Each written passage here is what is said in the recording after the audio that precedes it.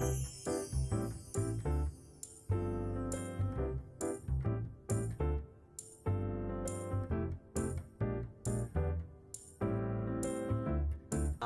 warahmatullahi wabarakatuh. Perkenalkan, nama saya Tegra Fabian dari Universitas Juanda Bogor, Fakultas Pertanian dan Program Studi Peternakan. Direktorat Jenderal Pendidikan Tinggi, Kementerian Pendidikan dan Kebudayaan Republik Indonesia lagi ngadain program Belajar Merdeka Kampus Merdeka.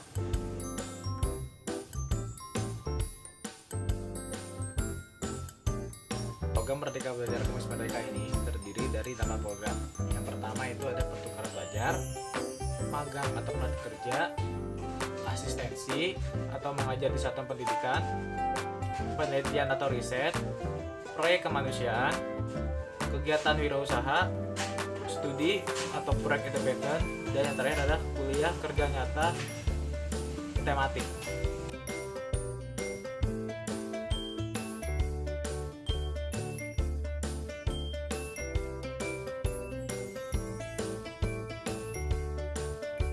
Program pertama yaitu adalah pertukaran pelajar. Nah, di dalam pertukaran pelajar ini ada beberapa macam kegiatan. Di antaranya adalah pertukaran antar program studi pada perguruan yang sama, pertukaran pelajar dalam program studi yang sama namun pada perguruan tinggi yang berbeda. Lalu ada pertukaran pelajar antar program studi pada perguruan tinggi yang berbeda. Tujuannya di program ini adalah agar mahasiswa memiliki wawasan lebih tentang Bhinneka Tunggal Ika. Kedua, saling melakukan membagi ilmu pengetahuan. Dan yang terakhir adalah membangun persahabatan antar suku, ras, budaya, dan agama.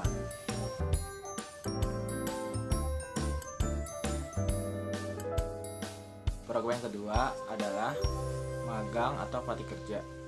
Tujuan dari kegiatan ini adalah melatih etika kerja mahasiswa, mengasah skill mahasiswa, soft skill maupun hard skillnya, sebelum terjun ke dunia nyata atau dunia kerja. Nah, ini program ini diadakan karena mahasiswa kebanyakan mempelajari hanya teori-teori saja di dunia perkuliahan, namun kurang praktiknya. Diharapkan dengan diselenggarakan program ini, mahasiswa dapat mengasah kemampuannya secara nyata, tidak hanya tentang teori-teori saja.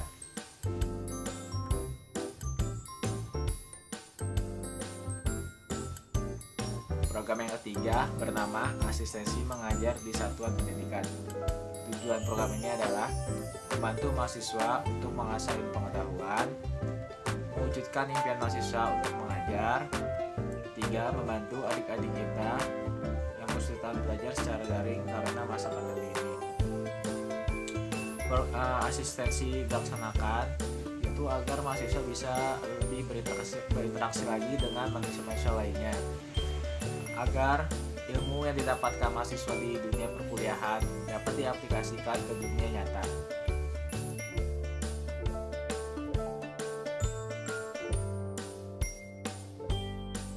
Program yang keempat itu ada penelitian atau riset. Tujuannya ini mahasiswa yang memiliki passion menjadi peneliti dapat diwujudkan untuk kegiatan penelitian di lembaga riset atau proses studi. Nah, penelitian ini bisa bermanfaat juga nantinya untuk masyarakat sekitar.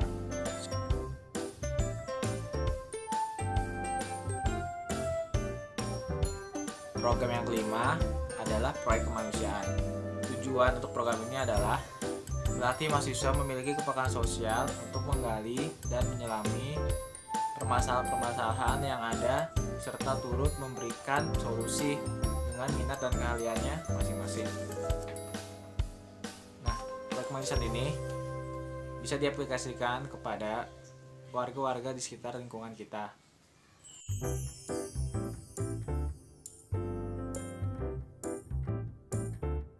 Program yang keenam ada kegiatan wirausaha. Tujuan kegiatan ini diadakan untuk memberikan edukasi kepada mahasiswa yang memiliki minat berwirausaha untuk mengembangkan usahanya lebih dini dan terbimbing. Kedua, menangani permasalahan pengangguran yang menghasilkan pengangguran intelektual dari kalangan sarjana. Jadi begini teman-teman. Jadi sebelum kita lulus dari dunia perkuliahan, kita dipersiapkan memiliki ilmu untuk membangun wirausaha sendiri. Nah, nantinya setelah kita bisa membangun wirausaha sendiri, teman-teman bisa mengajak pada teman-teman yang lain yang belum memiliki pekerjaan untuk bergabung dengan kita di usaha yang kita jalankan. Dengan seperti itu, kita bisa membantu mengurangi angka pengangguran di Indonesia.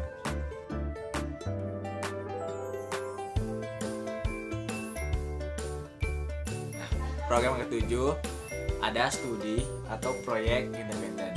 Tujuan program ini adalah mewujudkan gagasan mahasiswa dalam mengembangkan produk inovatif yang menjadi gagasannya.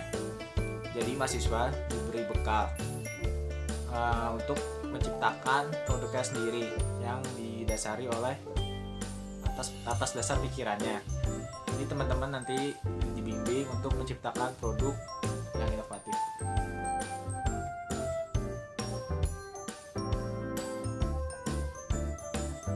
Program yang terakhir yaitu membangun desa atau kuliah kerja nyata tematik. Kegiatan KKNT diharapkan dapat mengasah soft skill kemitraan, kerjasama tim lintas disiplin atau keilmuan lintas kompetensi, dan leadership mahasiswa dalam mengelola program pembangunan di wilayah perdesaan. Jadi nanti diharapkan mahasiswa itu dapat membantu desa-desa yang tertinggal di daerah sekitarnya untuk membangkitkan desa itu kembali atau meningkatkan kesejahteraan warga desa tersebut.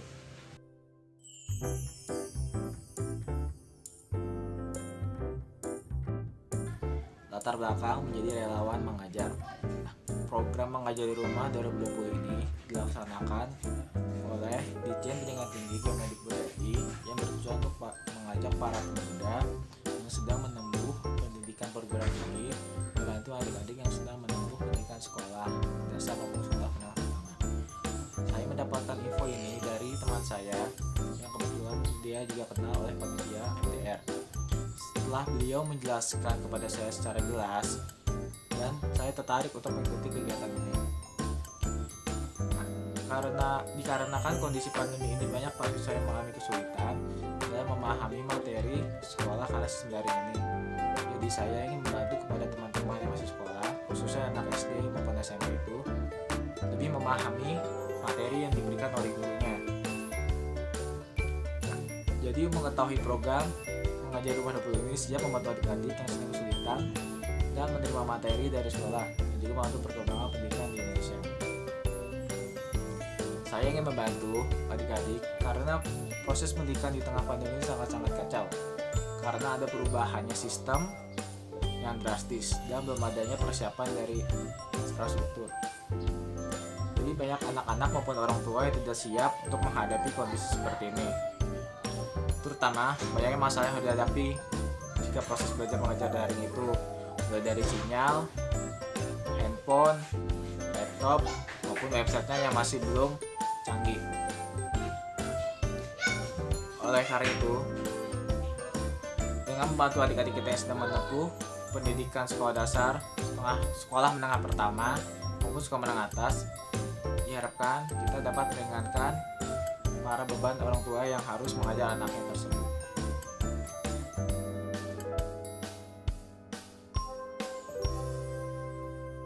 Sasaran siswa yang dibantu yaitu berasal dari taman kanak-kanak, sekolah dasar, sekolah menengah pertama maupun sekolah menengah atas yang berasal dari RT 1, RW 10, Perumahan Bumi Sawangan Indah 2, Masinan, Kecamatan Sawangan, Kota Depok, Jawa Barat.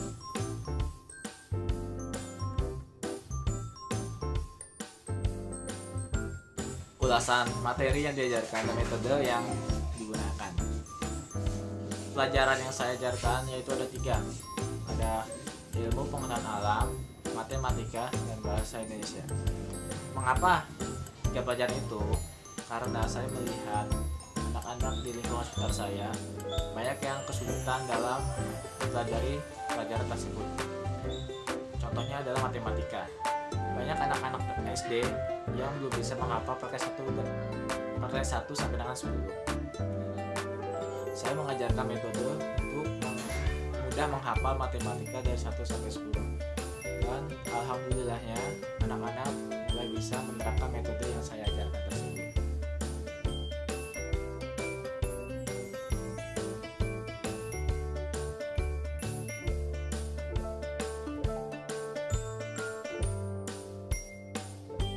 metode yang saya gunakan untuk mengajar anak-anak. Yang pertama, ada metode pemecahan masalah. Metode ini memberikan suatu masalah agar anak-anak bisa memecahkan soalnya sendiri, seperti memberikan soal-soal yang sudah saya ajarkan sebelumnya. Sebelum saya mengajarkan metode ini, banyak anak-anak yang kesulitan dalam memahami soal-soal yang diberikan oleh guru. Setelah itu, saya membimbing anak-anak secara perlahan untuk memahami dan menelaah soal yang diberikan oleh gurunya.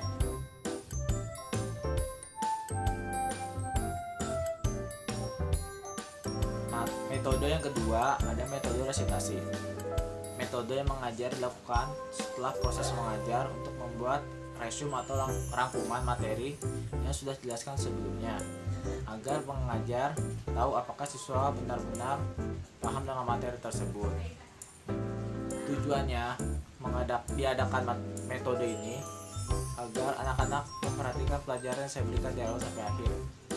Setelah itu, anak-anak disuruh membuat rangkuman pelajaran diberikan pada hari itu. Jadi saya dapat mengetahui progres yang didapatkan oleh anak tersebut.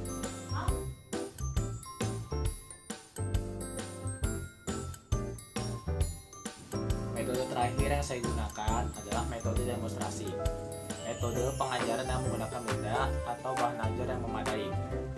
Sebelumnya, siswa belum mengetahui materi pelajaran yang dimaksud, tetapi setelah ditunjukkan menggunakan metode demonstrasi ini, siswa mempunyai bayangan yang nyata mengenai materi dimaksud dan mudah dimengerti oleh siswa. Biasanya, saya menggunakan metode ini untuk pelajaran IPA siswa SD.